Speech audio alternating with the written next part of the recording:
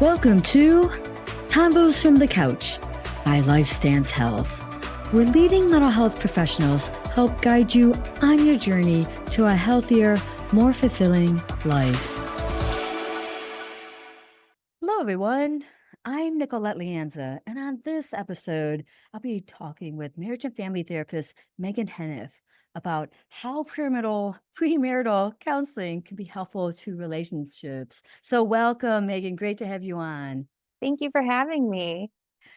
Can you start by telling us a little bit about yourself and what got you interested in being a marriage and family therapist? Yes, definitely. My name is Megan Heniff, and I am a clinical therapist with LifeStance, and I'm located here in the western suburbs of Chicago. And so I grew up in the southwest suburbs of Chicago, and I went to school to Adler University.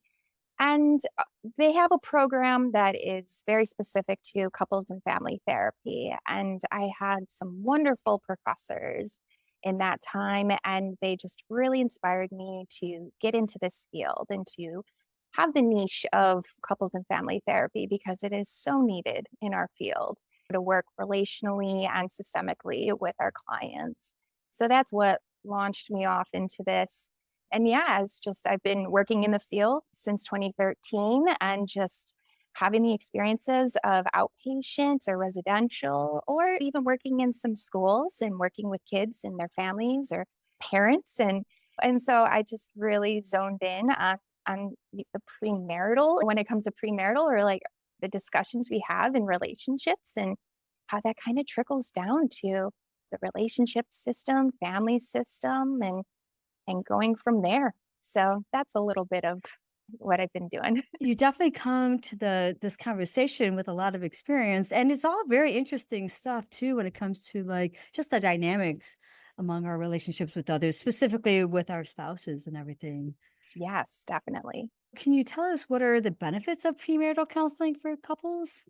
Yes, there are many benefits to premarital counseling if a couple chooses to engage in this process. And for one, it's really just an opportunity for a couple to discuss their thoughts and feelings and perspectives on specific topics relating to the relationship and the future of their relationship in the context of marriage.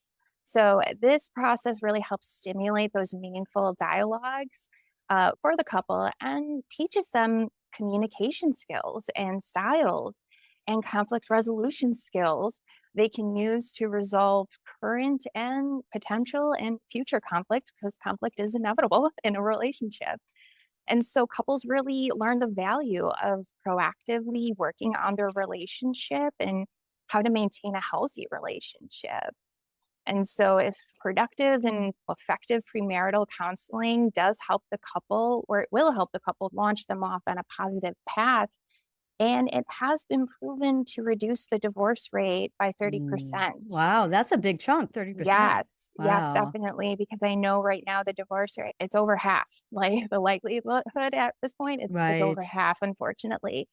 So if a couple is able to take these proactive steps, and we have a good shot here. And I love that proactive. And it just by Mhm. taking this proactive step already cuts down the likelihood that the couple might separate or divorce. So Yes, it's definitely. definitely a motivator to participate in this, then for sure. Mhm, mhm. So, what themes and topics do you cover in this type of counseling?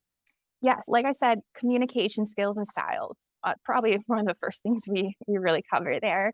Conflict resolution skills, careers, what are Okay. careers and how that impacts the relationship, financial management, family planning and parenting styles if the couple chooses to have children and raise children or adopt or foster too, as well. Affection and physical intimacy, religious and spiritual beliefs, their belief systems and traditional practices, if that's applicable, household responsibilities, relationship roles and expectations, priorities when it comes to spending time together or apart, and family of origin and how that Mm. impacts the family or impacts the relationship. And I like to call it like where we come from in our first families. I And like that. yeah, like how that informs us of what we make meaning of relationship and love and affection and marriage and all those good things. And with my couples, I usually hang out in that space for a session or two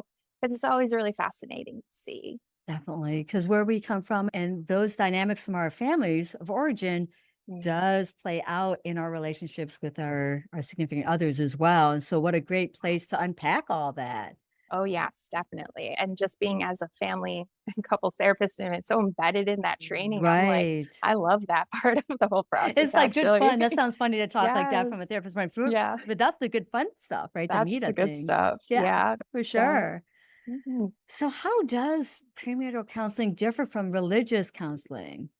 Yes. So basically, what I've come to find is that the major difference between premarital counseling in the context and requirement for marrying in a church or place of worship versus premarital counseling without the requirement from church are the discussions that are based in how the role of God or higher Mhm. power is intertwined into the relationship in the foundation of relationship. So basically, like, how do your religious views and relationship with your faith impact you and your marriage?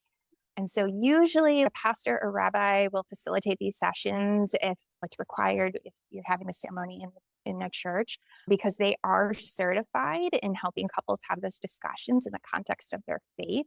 And they're sometimes pulling examples from scripture and whatnot. Sometimes a church might require like a full day sit down and they run through all the topics briefly, like how I just listed. Or maybe they require like you to read a book together and go through discussion questions week to week leading up to their ceremony. I think about an example like in the Catholic Church, they do the pre-cana kind Yeah. of process. Mhm. And so I've known personal couples who've gone through that process or but when a couple is coming into maybe just an agency, maybe there is no requirement from a church. They're not getting married in a church and it's just very open, I won't even say like non-denominational, but just not in a church or place of worship. They could still have these discussions regardless. And maybe, yeah, we talk about their belief systems and values, but it's not in the foundation of, okay, we do this as a couple because of our higher power, because of God and whatnot. So Gotcha. that's kind of the difference No, of thank them. you for clarifying that.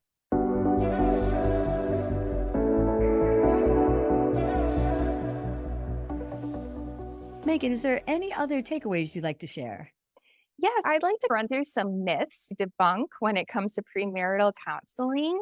And what I hear sometimes is that if a couple is coming in for premarital counseling before they are married, that is a sign that something is wrong or they shouldn't get married.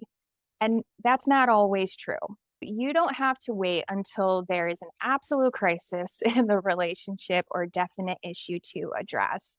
Like I said, going to premarital counseling or just couples therapy can be that proactive step to take with one another to learn and implement communication skills and styles, conflict resolution skills, and all that before it perpetuates, into a bigger problem down the road. And one thing I like to share with my couple sometimes is this metaphor that relationships in the very beginning are like wet cement, and that there's still a level of influence with one another to etch into the cement and to change the way you might communicate with one another, learn how to navigate difficult discussions and how you manage expectations and goals, etc. Because after a while, the cement hardens, and if certain things or topics have not been discussed or expressed fully, the relationship will harden, if you will. And we're in our routines, we're in Yeah. our patterns, they've been established. And it's going to take more effort and time if there's a need for change, if something comes up that's causing disruption or dysfunction in the relationship that stems from something that could have been probably addressed earlier on. And another myth might be like if you can't agree on a topic that you discuss while in premarital counseling, that is a negative indicator that the relationship won't work. Again, not always true. There's more to explore. I like Mhm. to take it as an opportunity to explore further what is the level of openness and flexibility when it Okay. comes to discussing these disagreements. Can there be a compromise? It's a lot of give and take in Yeah. relationships and marriages. And where are we at in all that? And So we try our best to exercise those communication skills, express how we feel, what we need, what we're willing to work with. So, like I said, it's a process to explore further. Definitely. My Mhm. gosh, Megan, thank you for sharing all your insights on this very important topic. And I think our listeners are walking away from listening to you talk about this, thinking this could be very helpful for them if they are looking to marry their spouse or soon to be spouse or whatever. Mm. So thank you again for sharing your insights with us. Yes, I'm glad to have this opportunity to share. I'd also like to thank the team behind the podcast, Jason Clayton, Juliana Whitten, and Chris Kelman, with a special thank you to Jason Clayton, who edits our episodes. Thank you for listening to Comments from the Couch. Take care, everyone.